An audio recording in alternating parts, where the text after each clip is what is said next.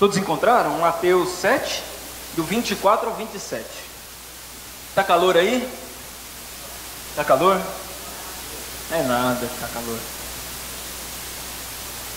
Mateus 7, 24 a 27 diz assim: todo aquele, pois, que escuta essas minhas palavras e as pratica, assemelhá-lo-ei ao homem prudente, que edificou a sua casa sobre a rocha, e desceu a chuva, e correram rios, e assopraram ventos, e combateram aquela casa, e não caiu, porque estava edificada sobre a rocha.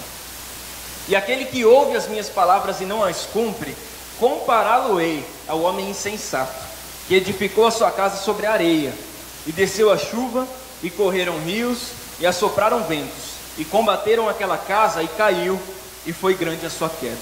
Pode se sentar, por favor? Fecha a tua Bíblia e abre o teu coração, e que o Senhor, através da sua palavra, fale conosco, fale poderosamente com cada um de nós. Olha só, meu irmão, eu preciso hoje, eu acho que mais do que nunca, hoje eu preciso da tua atenção mais do que nunca. Hoje eu preciso que você esteja centralizado naquilo que eu vou te dizer, porque se você perder um detalhe sequer, você pode comprometer todo o conteúdo daquilo que você vai ouvir aqui hoje. Então, fique atento. Qualquer coisa que te dispersar, não dê atenção a isso. Fique atento àquilo que o Senhor tem a nos dizer hoje. Está na hora de nós subirmos um degrau na nossa comunhão com Deus e no nosso entendimento em relação ao querer de Deus sobre nós.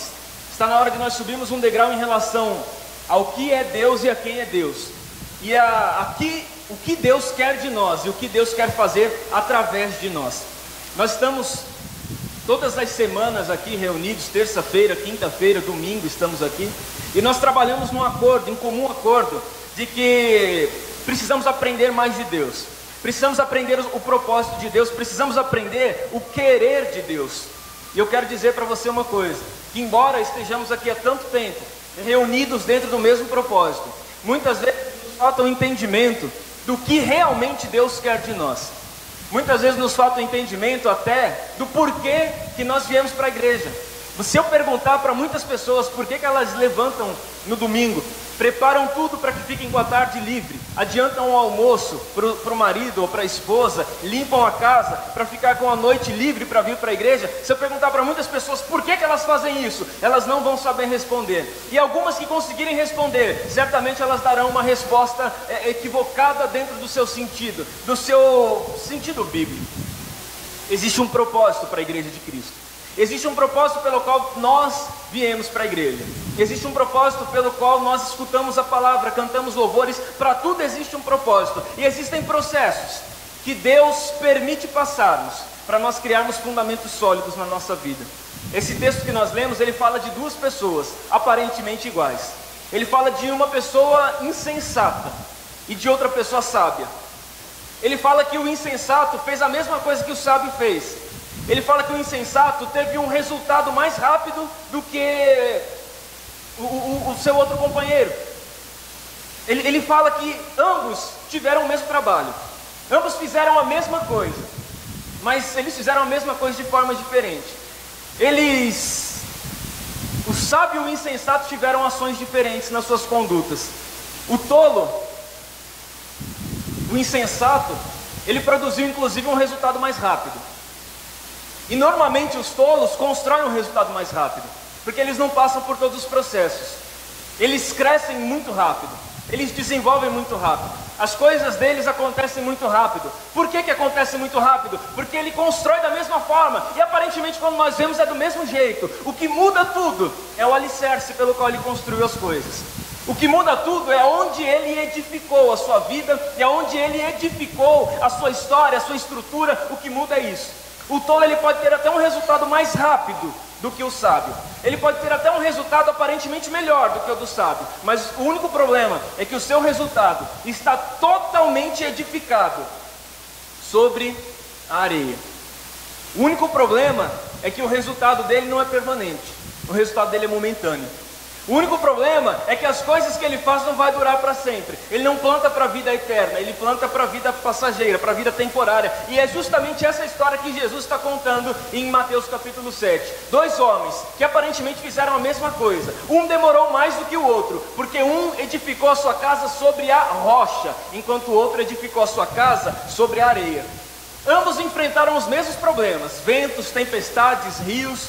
Só que um teve a sua casa mantida, mesmo com todos os problemas, e o outro teve uma queda.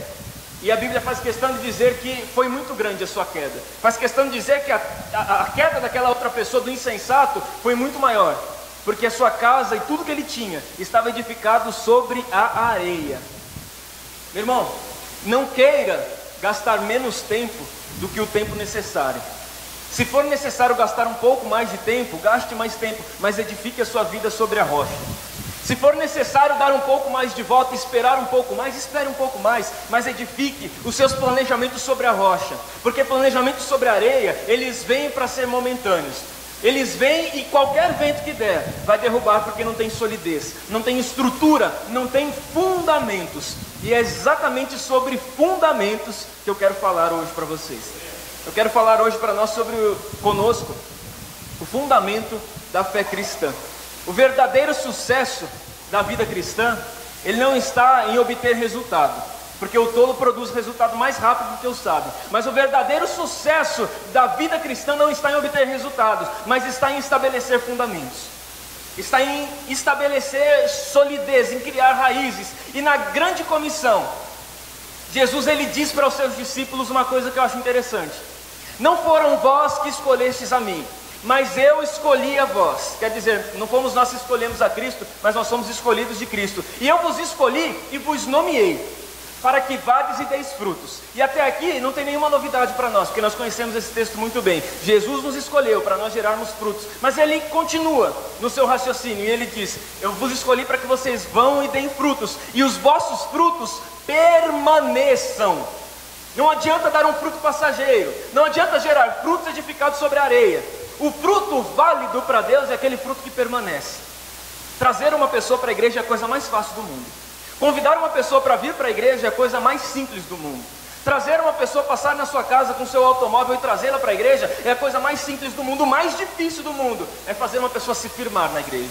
O mais difícil do mundo é fazer aquele fruto que você gerou permanecer. Só que fruto válido para Deus não são aqueles gerados momentaneamente. Frutos válidos para Deus são aqueles permanentes, com fundamentos. Deus ele recebe tudo que você faz, desde que tudo que você faça tenha fundamentos. Se não tiver fundamentos, se for sobre areia, se for um solo arenoso, você pode ter certeza que Deus não está recebendo aquilo que nós estamos fazendo. E quer saber de uma coisa? Quando as coisas estão muito fáceis na minha vida, eu particularmente tenho que te dizer isso, quando as coisas estão muito fáceis, quando os problemas estão muito distantes de mim, quando as dificuldades da vida não estão me assolando, e quando o terreno que eu estou pisando está tão macio, eu fico preocupado, porque me aparenta que eu estou pisando em areia, me aparenta que eu estou pisando num terreno fofo demais, me aparenta que eu estou pisando num lugar que não é sólido, não tem fundamentos. Sempre quando as coisas estão de vento em popa, eu me preocupo. Eu me preocupo muito mais do que quando tem algum problema acontecendo. Eu me preocupo muito mais com as coisas indo de vento em popa do que quando as coisas acontecem de forma que eu não planejei. Porque quando as coisas estão indo de vento em popa, muito provavelmente eu devo estar pisando em solo arenoso, eu devo estar pisando sobre areia, e não estou tendo fundamentos. Porque para fazer fundamento dá trabalho, para fazer fundamento dá esforço. Quem trabalha com construção sabe muito bem disso. Para você construir uma casa com fundamentos, dá muito mais trabalho que simplesmente levantar paredes, fechar um telhado e entrar naquela casa para morar. Se você quiser construir com fundamentos, o trabalho é triplicado. E eu quero falar com vocês hoje sobre alguns fundamentos, e eu quero começar pelo fundamento da fé. Nós precisamos ter a nossa fé fundamentada em Deus, em Cristo, no Senhor. Mas eu quero que você saiba uma coisa: a fé, ela não é representada pelos aspectos objetivos, e sim pelos aspectos subjetivos. Afinal de contas, a Bíblia diz que a fé é a certeza do que não se vê. E se a fé é a certeza do que não se vê, a fé, ela não é objetiva, a fé, ela é subjetiva, ela se traduz em aspectos objetivos, mas os seus fundamentos são aspectos subjetivos. A fé é subjetiva. E se eu perguntar para você hoje, para que você me responda rapidamente, sem pensar muito, sem titubear muito, mas se eu perguntar para você hoje, para você identificar a fé entre confiança e conhecimento, qual seria a sua opinião? Aonde que a fé entra? Na confiança ou no conhecimento? Hein?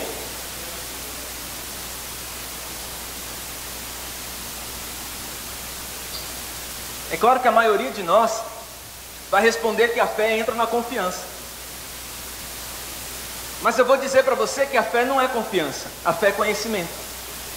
A fé é o contrário disso. A fé não é confiança, a fé é conhecimento. Geralmente as pessoas identificam fé como confiança, porque nós pensamos que fé é confiar, mas na verdade fé não é confiança. Fé, ela é conhecimento. A fé testemunha-se em confiança, mas a fé fundamenta-se em conhecimento. Sabe por que nós temos um grande problema de fé na igreja hoje? Porque nós estamos querendo acreditar, nós estamos querendo confiar em quem nós não conhecemos. Nós estamos querendo confiar em quem nós não conhecemos.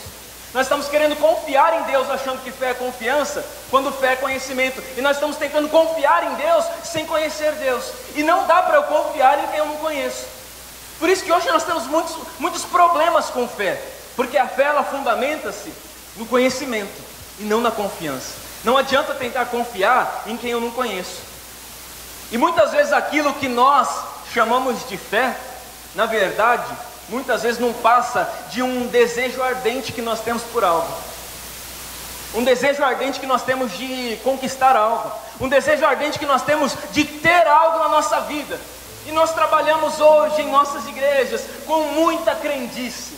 Muita crendice. Por isso, não falta nas igrejas quem acredite que Deus pode fazer. Mas falta na igreja quem conheça quem Deus é. Não falta quem acredite que Deus pode fazer. Você quer ver uma coisa? Se eu perguntar para você, quem é que crê em Deus, nos milagres de Deus, na soberania de Deus? Todos vocês vão levantar as mãos. Porque nós cremos. Não nos falta confiança. Nos falta conhecimento. Nos falta conhecer a Deus, conhecer ao Senhor. E não adianta com crendice crer que Deus pode fazer alguma coisa, se eu não conheço quem Deus é. Falta-nos conhecer quem Ele é. E a vida cristã, ela não é uma vida de mudança de comportamento. Ao contrário do que muitas pessoas pensam, né? Olha, eu vou te levar para a igreja, que lá você vai mudar de comportamento. Você era de um jeito, e você agora vai ser de outro jeito. Você fazia de um jeito, agora você vai fazer de outro jeito. Você pensava de um jeito, agora você vai pensar de outro jeito. A vida cristã não é uma mudança de comportamento, mas é uma transformação de entendimento. Jesus Cristo, Ele disse que nos daria a mente de Cristo. A palavra do Senhor nos diz que nós temos que ter a mente de Cristo. Então não é uma mudança de comportamento, é uma transformação de entendimento. É uma transformação muito mais complexa do que comportamento. Porque não adianta nada você que fazia coisa errada e deixou de fazer. Não adianta nada se você tinha vícios e deixou de ter. Não adianta você que tinha costumes, manias erradas e deixou de ter, e não conhecer o Deus que você está servindo. O Deus pelo qual você deixou de fazer ou de crer nessas coisas. Não adianta. Nós precisamos irremediavelmente conhecer o Deus que nós servimos. Nós precisamos de conhecimento de Deus. Você sabe qual é a missão da igreja? Aliás, você sabe qual é a sua missão como igreja? Que você é a igreja de Cristo, e a palavra do Senhor diz isso. Não sabeis vós que sois templo do Senhor? Você é a igreja de Cristo. Então você sabe qual é a sua missão quando igreja? Qual é a missão que nós temos como igreja de Cristo? Quando eu olho para Deus, levando em conta a perspectiva do que Ele pode fazer por mim, quando eu olho para Deus do ponto de vista que Ele pode fazer algo, que Ele pode suprir uma necessidade que eu tenho. Quando eu olho para Deus nesse ponto de vista, eu estou olhando para Deus com os olhos errados. O que importa, na verdade, para a igreja, o que importa para a nossa igreja contemporânea, para a igreja atual, não é aquilo que Deus pode fazer por nós, mas que eu me comporte de uma forma que eu expresse para as pessoas o conhecimento de Deus através da minha vida. Isso é o que importa hoje. Agora, quando você entra numa igreja, num culto, muitas vezes o que você vê, e parece até que é uma reação nossa natural, que nós vemos é que todo mundo está em espírito, todo mundo está no mesmo propósito, todo mundo é crente, só Deus que não. Quando nós participamos de um culto, e muitos cultos que nós participamos, você vai entender o que eu estou dizendo. Muitas vezes nós entramos num culto que parece que Deus é o único descrente que tem. Deus é o único que não está no mesmo propósito do que nós, porque nós estamos na igreja esperando que Ele faça algo por nós, e nós tentamos convencê-lo de que Ele tem que fazer algo por nós, e nós vamos convencer a Deus de alguma forma. Nós cantamos louvores para Ele, para poder convencê-lo de que Ele tem que fazer alguma coisa por nós. Nós oramos para Ele, para tentar convencê-lo de que Ele tem que fazer alguma coisa por nós. Nós jejuamos, nós nos entregamos, nós fazemos tudo para tentar convencê-lo de que Ele tem que fazer alguma coisa por nós. E quando chega no final da reunião, nós dizemos assim: Senhor, a minha parte eu já fiz, onde é que está a sua?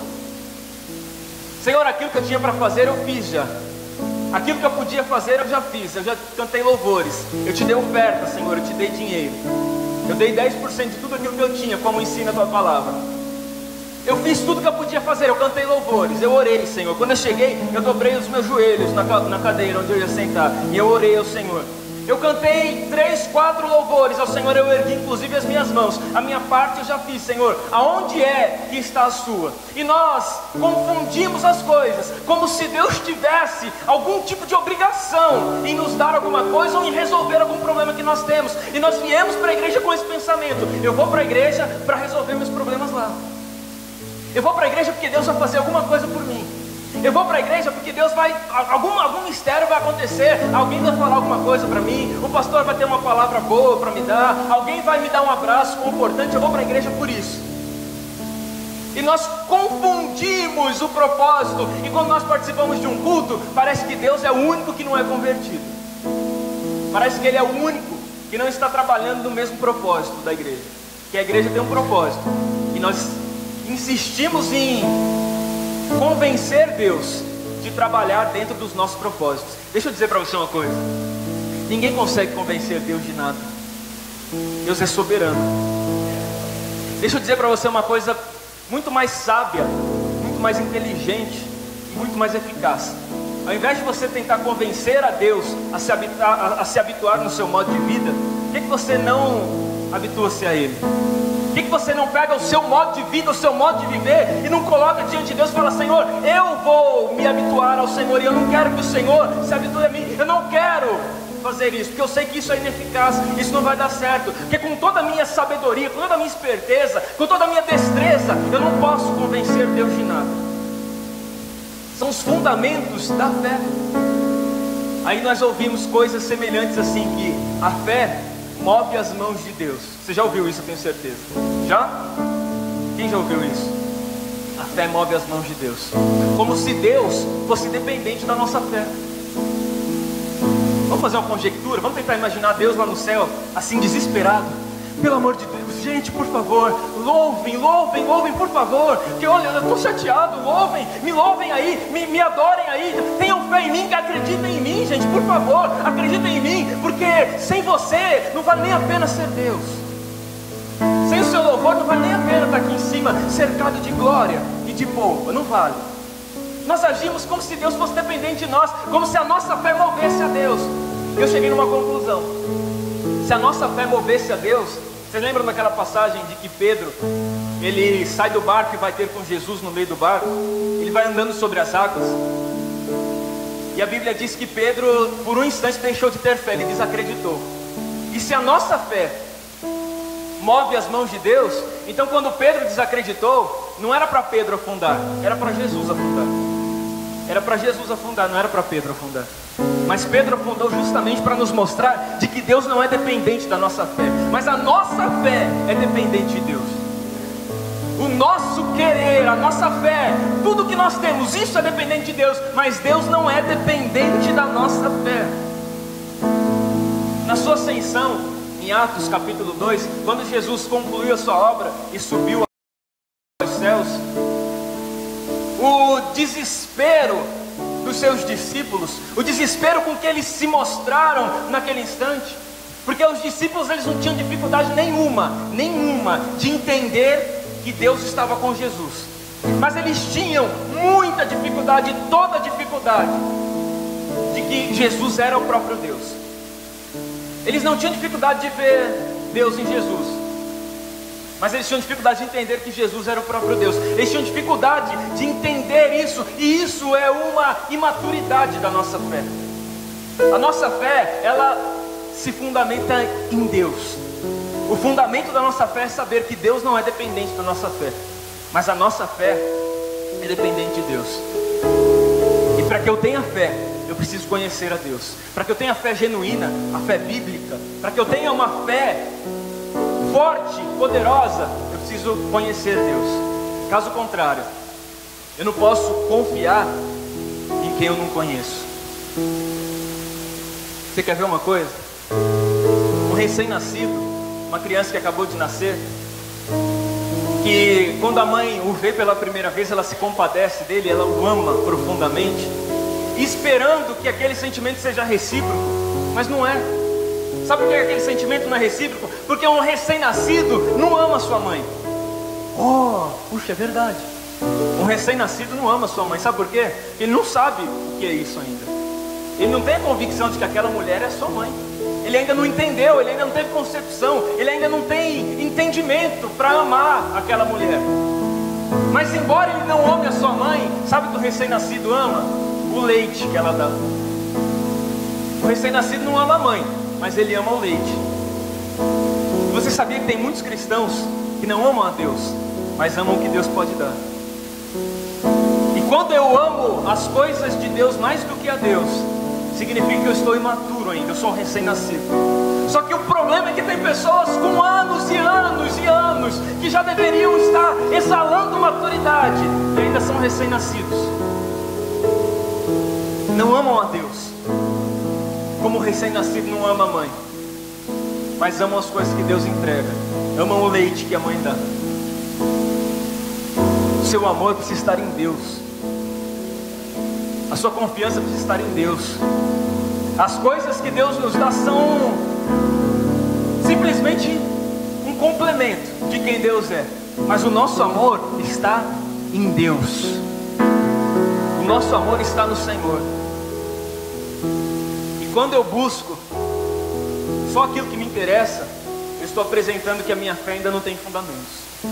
A minha crença ainda não tem fundamentos. Quando você vem para a igreja buscando aquilo que lhe interessa, quando você vem para a igreja buscando algo do seu interesse, eu sinto em lhe dizer, você precisa fundamentar a sua fé em Cristo. Quando eu venho para a igreja interessado no leite e não na mãe, quando eu venho na igreja interessado na bênção e não em Deus, eu preciso fundamentar a minha fé. Eu preciso voltar às origens e às raízes e fundamentar a minha fé. Ou seja, as pessoas que querem fazer só aquilo que lhes satisfaz, que querem apenas suprir a carência que eles possuem e não se importam com os propósitos de Deus, precisam inevitavelmente, irremediavelmente fundamentar a sua fé. Quantas pessoas, meus irmãos, quantas pessoas fervorosas na oração, fervorosas, que você ouve a oração, até te encanta, de tamanha palavras que elas usam, palavras belas, palavras tocantes, que você olha e diz, quanto fervor, quanta unção, quanto poder, quanta manifestação, e aquilo enche os nossos olhos. Mas quantas pessoas fervorosas na oração, mas não porque conhecem a Deus, mas fervorosas na oração porque precisam de Deus para algo. fervorosa na oração, não pelo tamanho do amor que tem para com Deus, mas pelo tamanho da necessidade que possui de Deus. Eu preciso de algo, eu preciso que Deus me dê algo. Então eu coloco toda a minha força naquele algo que eu estou pedindo, e eu inverto os papéis. Ao invés do meu contentamento, da minha força estar em Deus, da minha fé estar em Deus, ela está em cima daquilo que eu preciso. E pessoas extremamente fervorosas, mas não por conhecerem a Deus, mas por terem necessidade, oram pedindo para que Deus abra portas, oram pedindo para que Deus faça alguma coisa, extremamente fervorosos, mas em cima dos propósitos errados.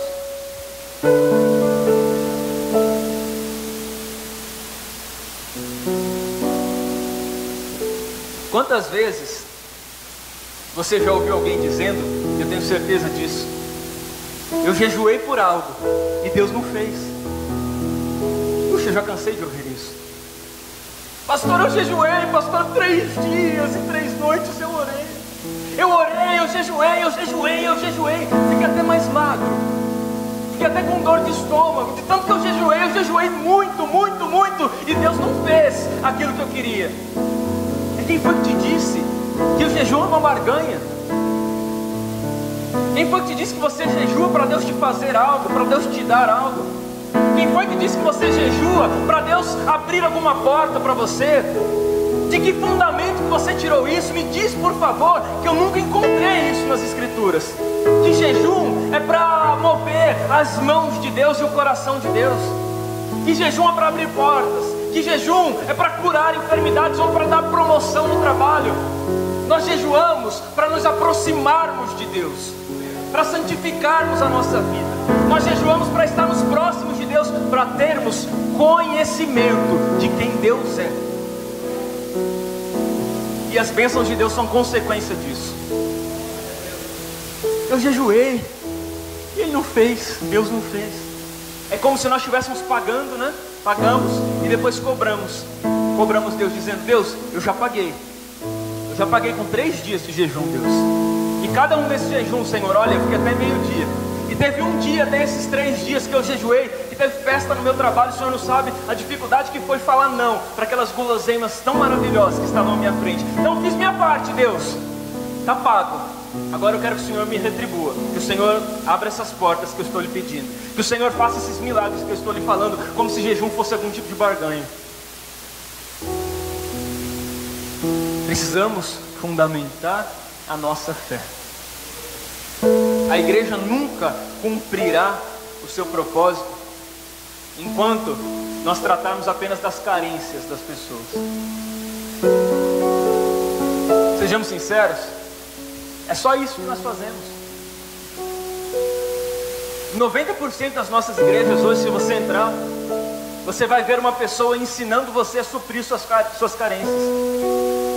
Você vai ver uma pessoa lhe ensinando a dar um jeito na sua vida financeira, na sua vida conjugal, na sua vida ministerial, na sua vida financeira, no seu casamento, na sua família. Aonde você entrar hoje, você vai ver as pessoas lhe ensinando a suprir as suas carências. E a igreja nunca vai cumprir os seus propósitos enquanto nós estivermos ensinando as pessoas a suprirem as suas carências, enquanto nós estivermos tratando apenas das carências das pessoas, enquanto nós estivermos tratando apenas das dificuldades das pessoas, enquanto nós estivermos assim, sendo meninos inconstantes, levados por qualquer vento de doutrina, levados por qualquer coisinha aqui e acolá, vivemos enganados e engodados por qualquer forma de pensamento. Meus irmãos, é hora de nós amadurecermos em Deus. É hora da igreja amadurecer em Cristo. É hora de você entender o seu verdadeiro propósito como igreja. E depois daqui hoje, você nunca mais vai poder dizer para Deus, Deus, eu não sabia qual era o meu propósito.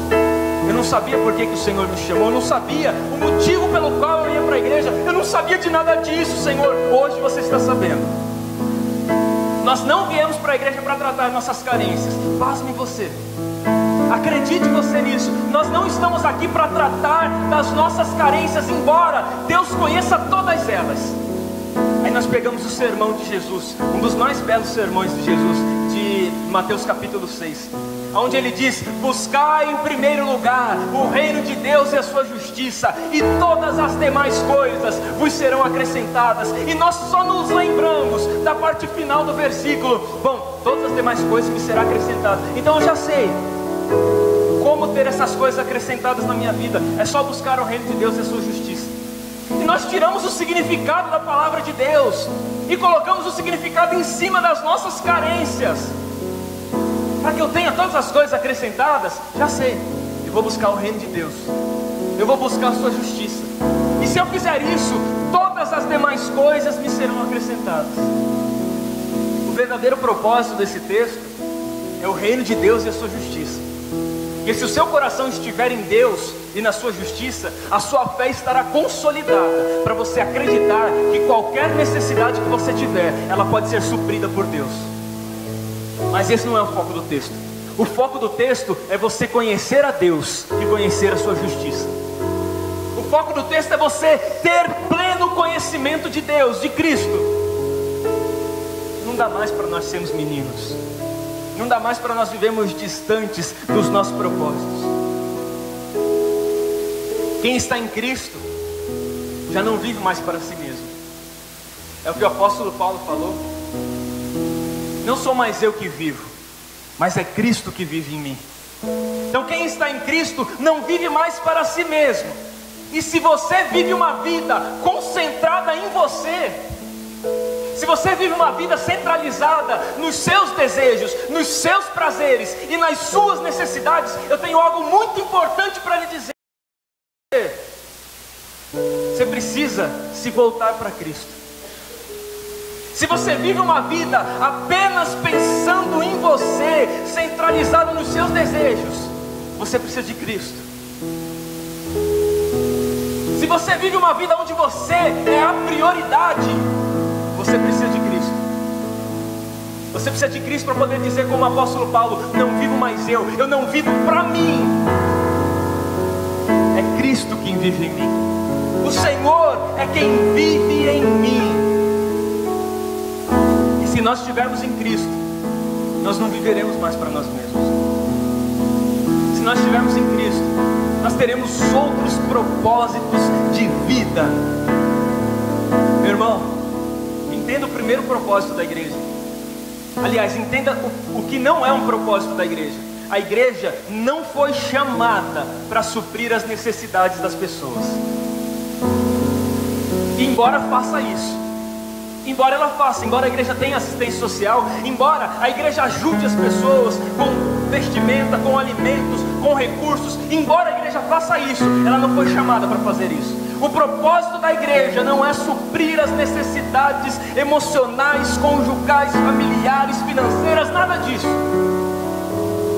O primeiro propósito da igreja é fazer com que as pessoas conheçam a Cristo. Você pode frequentar uma igreja 50 anos e ainda assim não conhecer a Cristo, porque a igreja está suprindo as suas necessidades pessoais. Mas o primeiro propósito da igreja é fazer você conhecer a Cristo. O segundo propósito da igreja é fazer com que você creia em Cristo. O terceiro propósito da igreja é fazer com que você se entregue a Cristo. E o quarto propósito da igreja é fazer com que você viva por Cristo.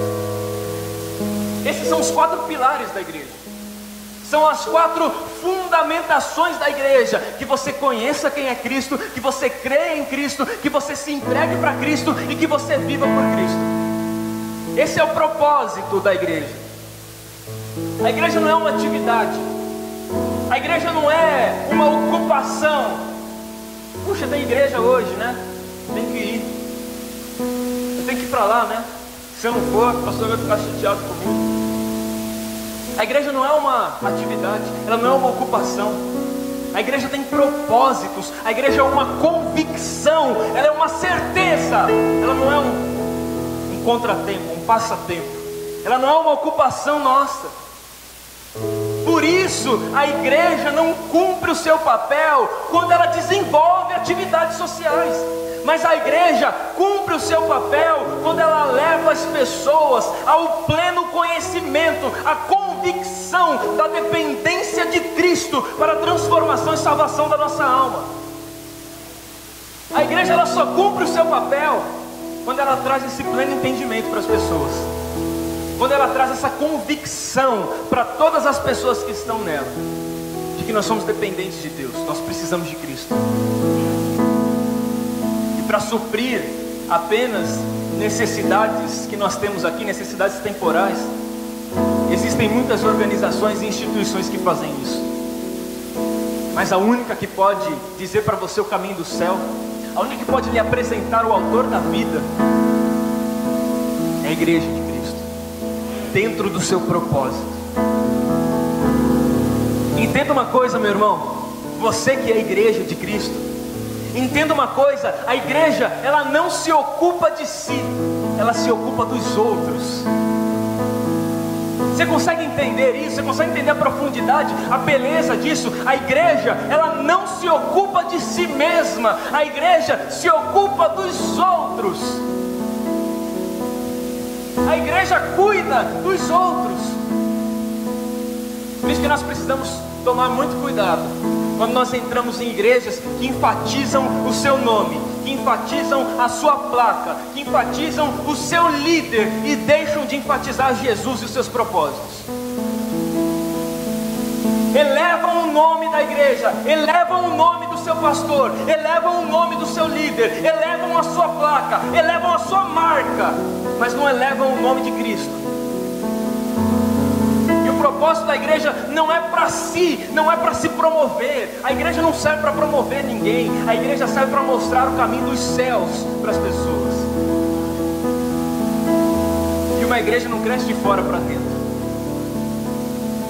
Uma igreja não cresce de fora para dentro como nós pensamos. Bom, para a igreja crescer tem que vir um monte de gente, um monte de pessoa. Ela não cresce de fora para dentro, a igreja cresce de dentro para fora. Porque no dia em que os poucos que estão dentro tiverem o coração aceso da convicção do que é ser igreja, eles vão incendiar quem está lá fora, eles vão influenciar quem está lá fora. Então a igreja não cresce de fora para dentro, a igreja, ela cresce de dentro para fora, através de pessoas convictas na sua fé, convictas na sua esperança. Porque nós influenciamos pessoas quando estamos convictos. Nós influenciamos pessoas quando nós estamos cheios de Deus e no propósito de Deus. E deixa eu fazer uma pergunta para você que eu preciso fazer. Nós estamos já no segundo mês do ano, um ano que acabou de começar. Mas quantas pessoas você já influenciou para Jesus nesse ano?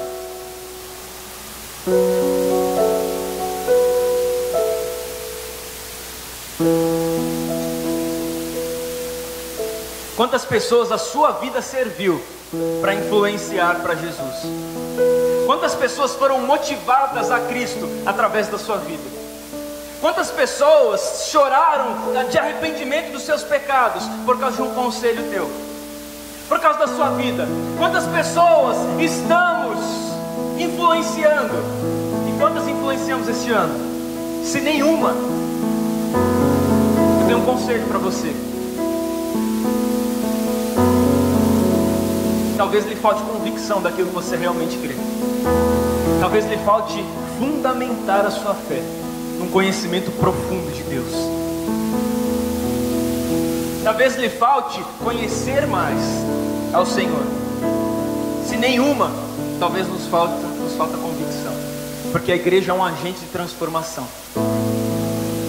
E a igreja que eu digo não é a igreja bíblica missionária, essas quatro paredes que você vê aqui, essa instituição religiosa. Mas a igreja como um agente de transformação é você. Você é um agente de transformação. Toda igreja que está pronta para ir para o céu é uma igreja que é agente de transformação. E se a igreja não é agente de transformação, é porque ela ainda está no processo de aprontamento, para que ela se transforme, fique pronta para ir morar com Cristo um dia. E se você não influenciou ninguém, se a sua vida não influenciou ninguém, reveja os seus conceitos, fundamente a sua fé, peça misericórdia para Deus.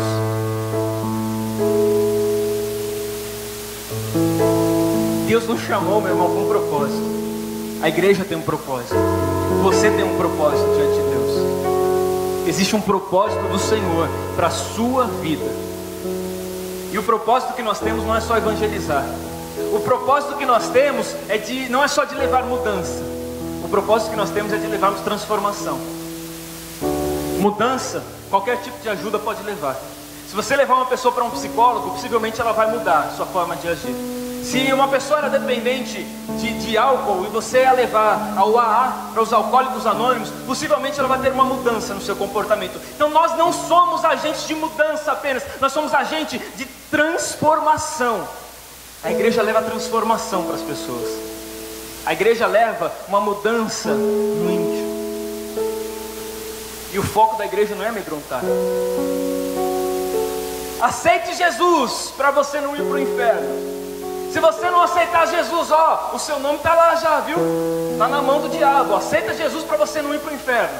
Essa não é a nossa abordagem correta. Sabe por quê? Pensa comigo.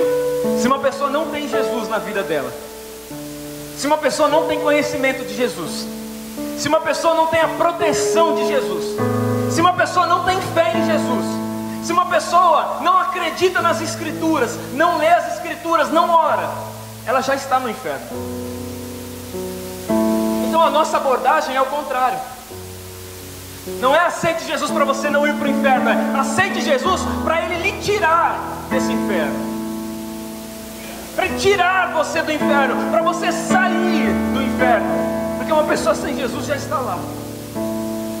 Uma pessoa sem Jesus já faz parte disso. E olha, o Brasil, ele tem uma população cujo 86,8%, essa informação é fresquinha. Eles fizeram essa pesquisa no início do mês de janeiro, é uma informação fresquinha. 86,8% dos brasileiros são cristãos, sejam evangélicos e católicos. 86,8% são crentes. E sabe a conclusão que eu chego com isso?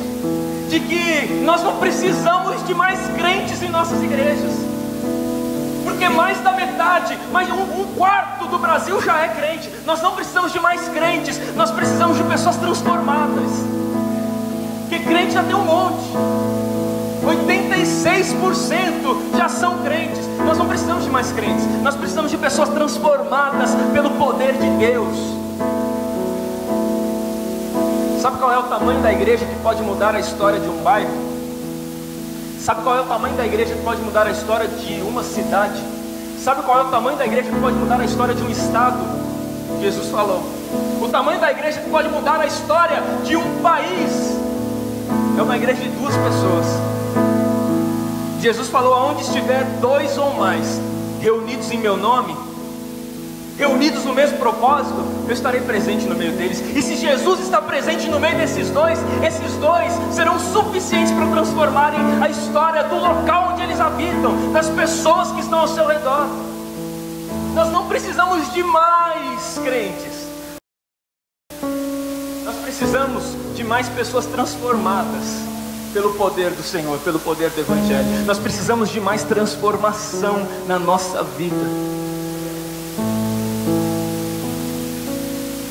Nós precisamos de fundamentos, queridos. Nós precisamos fundamentar a nossa vida em Cristo. Nós precisamos trabalhar para fundamentar a nossa vida sobre a rocha. Qualquer pessoa pode dizer que Deus pode.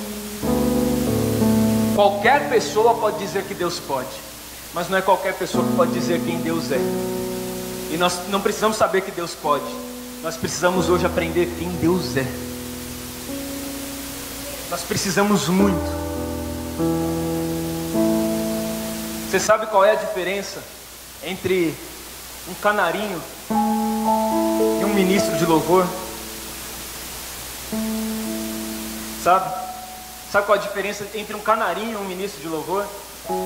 Você sabe qual é a diferença entre um papagaio e um pregador? É claro que existem muitas diferenças. E eu diria para você que a maioria dessas diferenças estão a favor do canarinho e do papagaio. A maioria delas estão a favor do canarinho e do papagaio. Sabe por quê? Você nunca vai ver um canarinho reclamando de fadiga, de cansaço, para ensaiar o seu canto.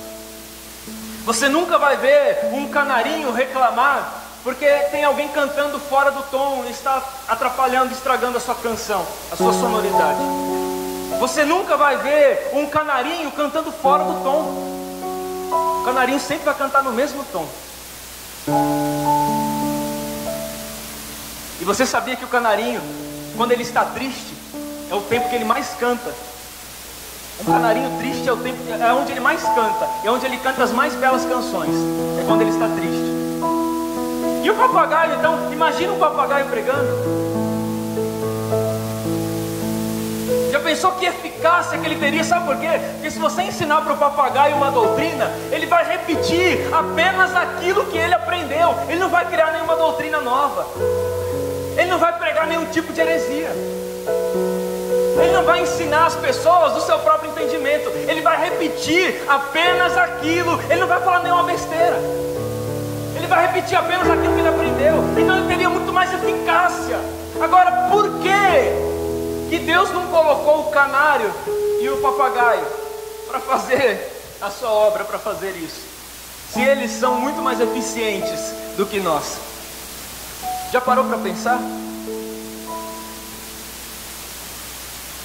Porque eles podem fazer com mais perfeição. Eles podem ter uma perfeição maior do que a nossa. Mas eles nunca terão a consciência da sua relação com Deus. Eles nunca terão a consciência de quem Deus é, para que eles possam dar a Deus o que Ele merece, a devida glória e a devida honra. Eles fazem melhor do que nós, mas eles não conhecem a Deus, eles não têm consciência de quem Deus é. Por isso que Deus colocou nós no lugar deles para fazer, porque nós temos essa consciência. A igreja, ela não está aqui para mostrar o que Deus pode, ela está aqui para mostrar quem Deus é. O seu propósito como igreja é mostrar para as pessoas quem Deus é. O seu propósito como igreja é exalar Deus para onde você for, é mostrar para as pessoas quem Deus é. E Deus quer se revelar para o mundo, mas Ele quer se revelar para o mundo através de você. Deus, Ele quer se revelar para as pessoas através de você. Deus, Ele quer se revelar para as pessoas através da sua vida, porque você é a igreja de Deus. Ele quer fazer exalar isso de você. Ele quer fazer com que você seja o agente de transformação para esse mundo, para essas pessoas. Esse é o teu propósito, querido, como igreja. Esse é o teu único propósito como igreja. Deus te chamou para revelar ao mundo quem Ele é. O mundo conhecerá a igreja através de você. O mundo conhecerá a Deus através de você. Você é o único contato que muitas pessoas terão com Deus na vida. Você é a única Bíblia que algumas pessoas poderão ler.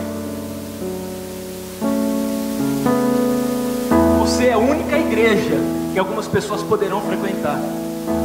Sabe aquelas pessoas no trabalho que você não gosta? Aquelas pessoas no trabalho que são ruins, arrogantes e que você não vai de jeito nenhum? Talvez você seja a única igreja que elas vão conhecer. E olha a impressão de igreja que eles terão. Talvez você seja a única pregação que elas vão ouvir. E talvez você seja a única escritura que elas vão ler. E qual concepção elas terão de Deus? Será que elas vão conhecer Deus através de você? Será que elas vão conhecer as misericórdias de Deus através de você?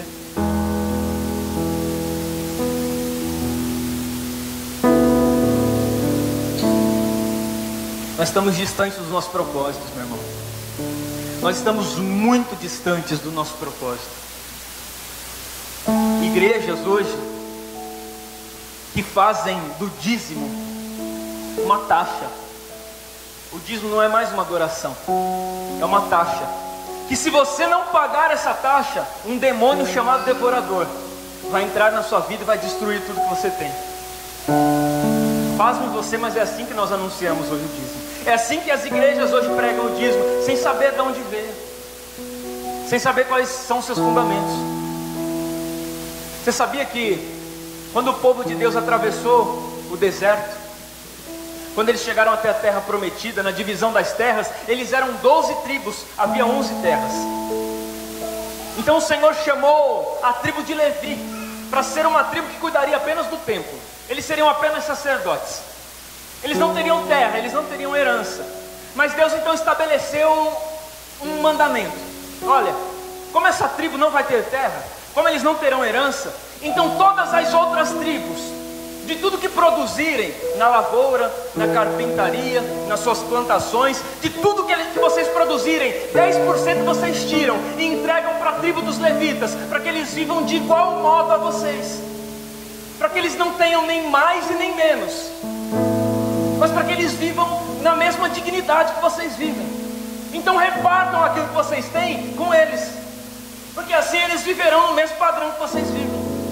E ali foi instituído o dízimo, os 10% que aquela igreja repartia de igual modo. O dízimo não é uma taxa que você paga para impedir um demônio devorador de entrar e destruir sua vida.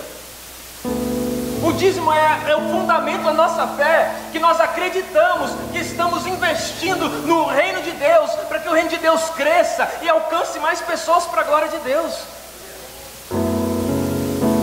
E muitas pessoas ainda pensam que o dízimo é uma taxa, e ainda usam a expressão: eu vou pagar meu dízimo, eu vou pagar o dízimo. Você não vai pagar o dízimo não é uma taxa, não vai um boleto na sua casa, embora algumas igrejas já trabalhem assim, mandando boleto, débito em conta automático, mas o dízimo não é uma taxa, o dízimo é uma adoração ao Senhor, é fé. Agora você vê esses pastores que exigem o dízimo das igrejas, exigem o dízimo das suas ovelhas, mas não entregam para as ovelhas o dízimo do seu ministério, não entregam para as ovelhas o dízimo do seu tempo. Eles recebem o dízimo da igreja, das ovelhas, mas eles não dão para as ovelhas o dízimo do seu tempo, eles não dão o dízimo do seu ministério. Eles são intocáveis. Se você quiser conversar com eles num gabinete, você precisa marcar um horário e esperar de 3 a 6 meses para poder falar com ele, porque ele tem coisas mais importantes para fazer do que a obra de Cristo e as ovelhas de Cristo. Ele tem coisas mais importantes para ele fazer. Ele cobra o dízimo, mas ele não dá o dízimo do seu tempo, ele não dá o dízimo do seu ministério.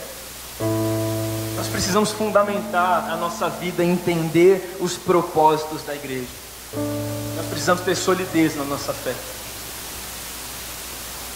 O que você entende como santificação? Quando a Bíblia diz santificai-vos, o que você entende com isso?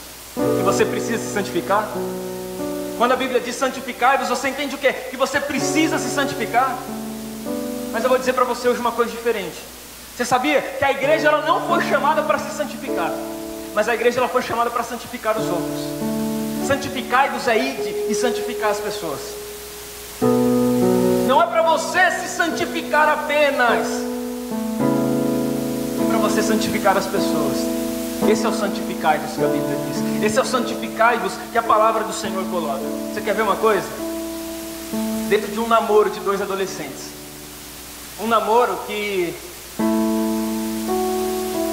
só Jesus Cristo na causa, um namoro pentecostal, conhece? É fogo puro.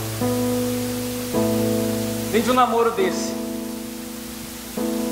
o rapaz, ele não deve combater a sua namorada para que ele veja Deus. Não é esse o propósito. Ele não vai combater a sua namorada: dá licença você, porque eu quero ter comunhão com Deus, eu quero ter santidade de Deus, dá licença, não vem com essa não. Ele não vai combater a sua namorada para que ele veja Deus, mas ele vai combater a si mesmo para que ela veja Deus. Ele vai combater o seu próprio desejo para que ela se santifique, para que ela veja Deus. Esse é o propósito da igreja, esse é o seu propósito: santificai-vos. Não é para você ficar trancado dentro de um lugar se santificando, recebendo mais de Deus para guardar para você. É para você santificar as pessoas. Santificai-vos lá fora. Santidade não é uma luta do que eu tenho. Santidade não é a luta do que eu tenho contra os outros para que eu seja salvo. Santidade é a luta comigo mesmo para que os outros sejam salvos através de mim. Isso é santidade. Não é uma luta com os outros para que eu seja salvo, mas é uma luta que eu tenho comigo mesmo para que os outros sejam salvos através de mim. santificai-vos. Não é a forma como eu me preservo, não é a forma com que eu vejo, mas é a forma com que eu me entrego para que os outros, com que os outros vejam. Isso é santificação, isso é santidade. Não é a forma com que eu me vejo, não é a forma com que eu me preservo, mas é a forma com que eu me entrego para Deus, para que as outras pessoas o vejam, para que as outras pessoas se santifiquem através de mim. E o que você entende como enchei-vos, o que você entende com isso? Você quer ver um exemplo bom? Se eu te mostrar a jarra e o copo e falar para você definir o enchei-vos, o que é que você diria? Normalmente nós diríamos que era o copo, porque o copo está vazio e ele precisa ser cheio. Isso é o enchei-vos para nós. É o copo que está vazio, precisa ser cheio. Na verdade não é isso. O enchei-vos para nós é justamente ao contrário. É isso aqui, ó. Enchei-vos. Pronto, eu enchi o copo que está vazio. Nós somos chamados por Deus para encher as pessoas que estão vazias. O enchei-vos é justamente isso. É o contrário do que nós pensamos. Enchei-vos não é para você ser cheio de Deus, é para você encher as pessoas de Deus. Você não é o copo, você é a jarra. Você é a jarra para encher as pessoas que estão lá fora. Você sabia que nenhuma pessoa morre por asfixia? Que asfixia, aliás, não é falta de ar. E as pessoas, elas não morrem por falta de ar. Vocês sabiam disso? Eu descobri isso hoje. Eu descobri que morrer por asfixia não é morrer com falta de ar. Olha só, vivendo, aprendendo e morrendo sem saber de nada, né? Aprendi isso hoje. Asfixia não é morrer de falta de ar. Você quer ver? Eu vou fazer com você um teste. Eu vou contar até 3, você enche teu pulmão de ar. Vamos lá? Vai. 1, 2, 3. Agora enche mais um pouquinho que tem espaço ainda, vai. Encheu? Agora segura por 10 minutos. Segura só 10 minutos. Morrer asfixiado não é morrer por falta de ar, porque o ar está aí dentro. O ar está aí dentro de você. E se você ficar sem respirar, ainda assim você vai morrer. Asfixia é a perda da capacidade de expirar aquilo que eu inspirei. Isso é asfixia. É a perda da capacidade de expirar aquilo que eu inspirei. E você sabia que quando a igreja ela perde a capacidade de expirar aquilo que ela inspirou, ela corre um grande risco de morrer. Ela corre um grande risco de ruir. Quando nós perdemos o foco, quando nós perdemos a capacidade de fazer, de inspirar aquilo que nós inspiramos de Deus, é a mesma coisa que você prender ar dentro de você e não conseguir soltar. Não adianta ser cheio de Deus se você não encher outras pessoas de Deus. Você foi chamado para ir lá fora e expirar aquilo que você recebe aqui dentro. Esse é o seu propósito. Esse é o querer de Deus para a igreja. E sabe o que é interessante? Você já parou para pensar que Jesus, dentro do seu ministério, Ele nunca mandou ninguém para a igreja? Você já parou para pensar nisso? Eu nunca vi. Eu já li os evangelhos mais de 50 vezes, talvez até muito mais de 50 vezes, e eu nunca vi nos evangelhos Jesus mandando alguém para a igreja. Muito pelo contrário, eu já vi nos evangelhos Jesus mandando a igreja para a cidade, Jesus mandando a igreja para o vilarejo, Jesus mandando a igreja para as ruas, mas eu nunca vi Jesus mandando as ruas para a igreja. Talvez porque esse seja o nosso maior propósito, é a igreja ir lá fora, não esperar que o pessoal lá fora venha aqui dentro. Jesus, Ele nunca mandou as pessoas irem para a igreja, Ele mandava as pessoas saírem da igreja. E nós não trabalhamos para a igreja. Nós que somos obreiros, nós que somos membros, nós que damos as nossas ofertas, os nossos dízimos, nós não trabalhamos para a igreja, nós trabalhamos com a igreja. Nós não somos somos funcionários da igreja, nós não trabalhamos para a igreja, nós trabalhamos com a igreja, dentro do seu real propósito, que é o lugar onde nós moramos, é o bairro onde nós moramos, são as pessoas que estão ao nosso redor, porque elas precisam ser alcançadas por Cristo, elas precisam do Senhor na sua vida. E você sabia que ainda dentro do ministério de Jesus, se você for ler lá em Mateus capítulo 4, ou Lucas capítulo 4 também, é engraçado que dentro do ministério de Jesus, ele foi conduzido pelo Espírito ao deserto.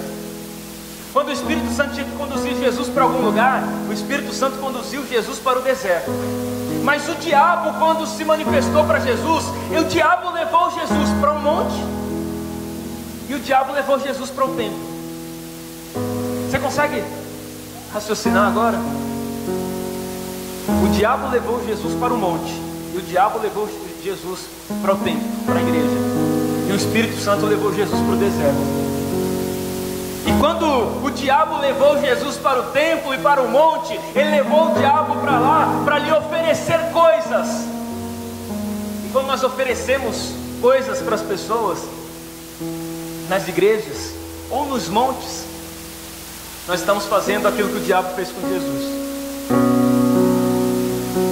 Quando nós trazemos as pessoas para a igreja para tratar das suas próprias necessidades, nós estamos fazendo aquilo que o diabo fez com Jesus. Jesus está aí, ó, pão, pedras, transforma em pães. Mate a sua necessidade, mate a sua fome. E quando nós chamamos as pessoas para a igreja e lhes oferecemos formas de saciar as suas necessidades, nós não estamos fazendo o papel do Espírito Santo, nós estamos fazendo o papel do diabo. Foi o que o diabo fez com Jesus.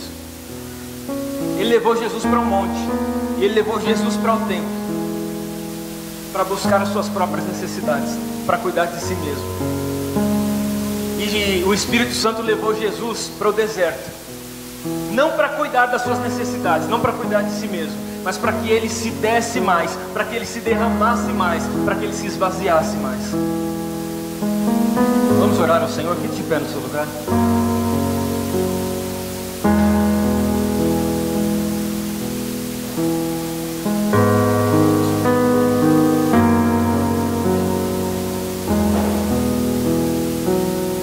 Eu gostaria muito que você entendesse qual é o propósito da igreja.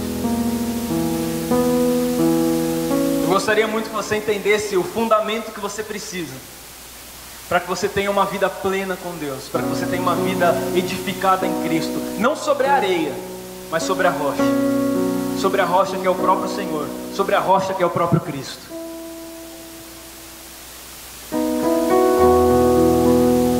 Você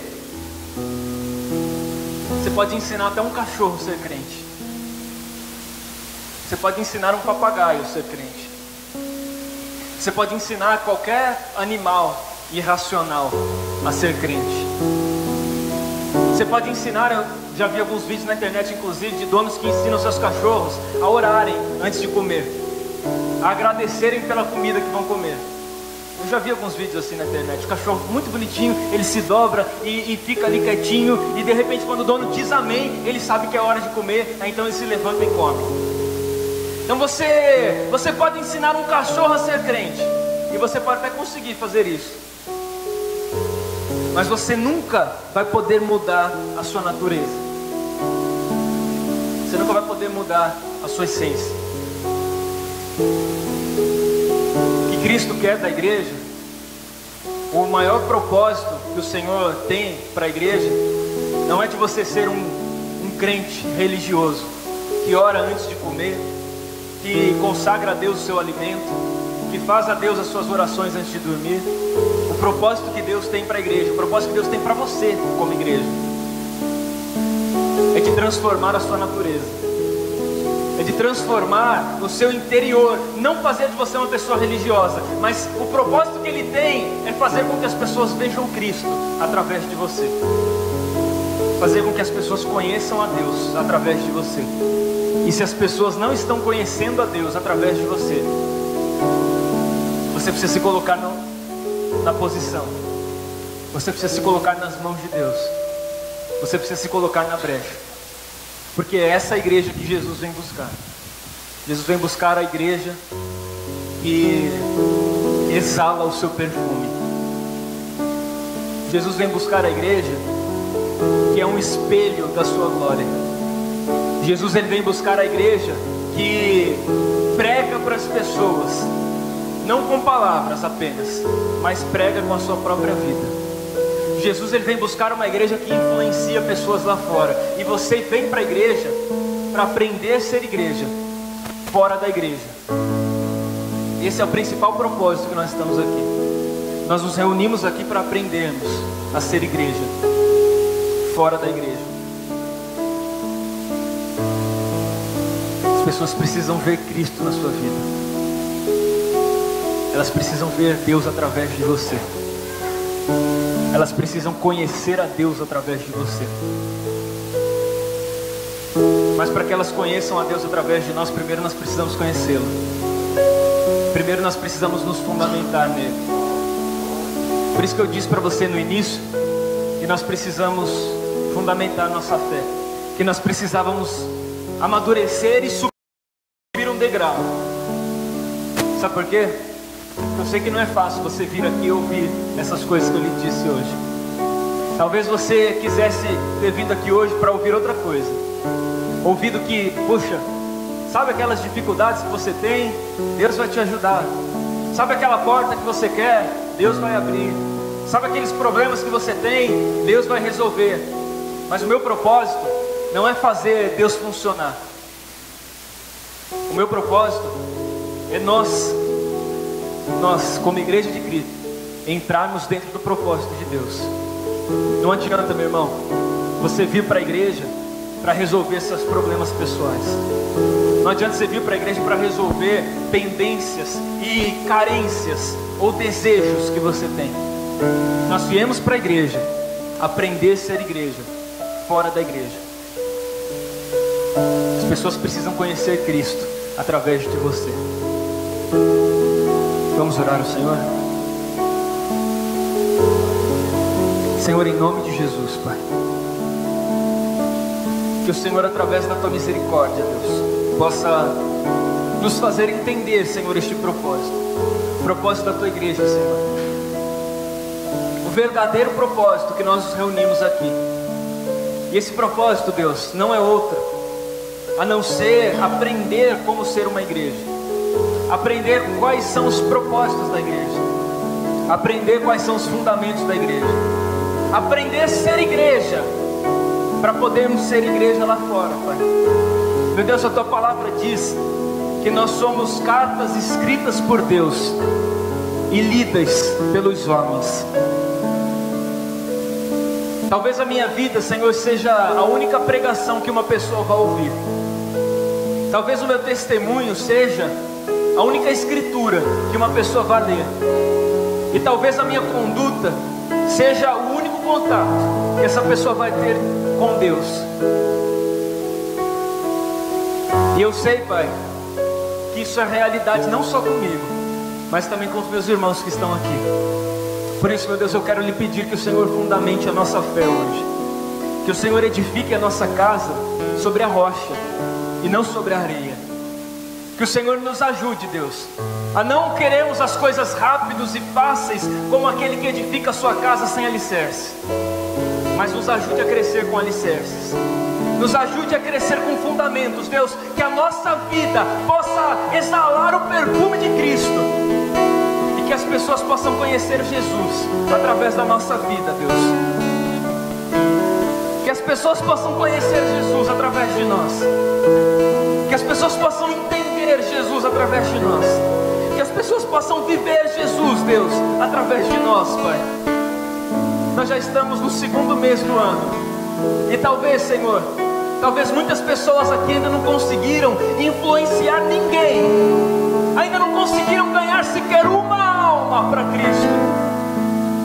E talvez isso, Pai, porque nos falte convicção da nossa fé, porque nós fundamentamos a nossa fé em saber, em confiar, ao invés de conhecer. E nós precisamos conhecer quem o Senhor é, Deus, porque nós só podemos confiar naquele que nós conhecemos. Que o Senhor se manifeste, meu Deus, a nós. Que o Senhor se manifeste, meu Deus, para os meus irmãos. Que o Senhor se manifeste, Pai, na nossa vida. Que o Senhor se manifeste, Senhor. Que o Senhor nos faça ter o pleno entendimento de quem o Senhor é e qual o propósito da sua igreja. E o propósito, Senhor, da sua igreja não é dar aquilo que nós queremos. O propósito, Senhor, da igreja não é nos acrescentar bens materiais. O propósito, Senhor, da igreja não é nos enriquecer, não é abrir portas de emprego, não é nos dar melhores salários, não é sequer nos dar cura física para as nossas enfermidades. Mas o propósito, Senhor, da tua igreja é nos fazer conhecer mais de Deus. Só esse é o propósito, Senhor. O homem coloca vários propósitos na igreja e ensina as pessoas a buscarem por esses propósitos. Mas o único propósito que a igreja tem, Deus, o único propósito da sua igreja é conhecer quem o Senhor é. O único propósito que nós temos é conhecer mais de Deus, Pai. E nós queremos conhecê-lo, meu Deus, na sua plenitude. Nós queremos conhecê-lo, meu Deus. Queremos conhecê-lo, queremos entendê-lo, queremos viver para o Senhor, Pai. No nome de Jesus. Louvado seja o teu nome, Deus.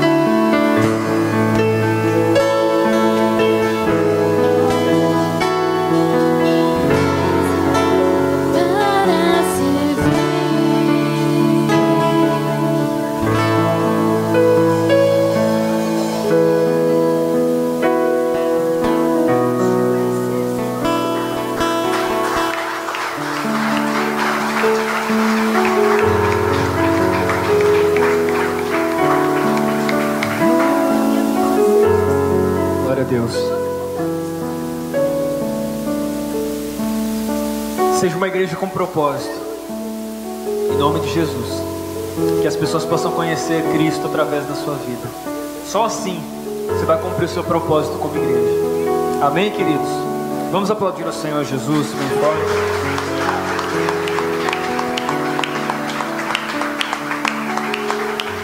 Glória a Deus. Glória a Deus.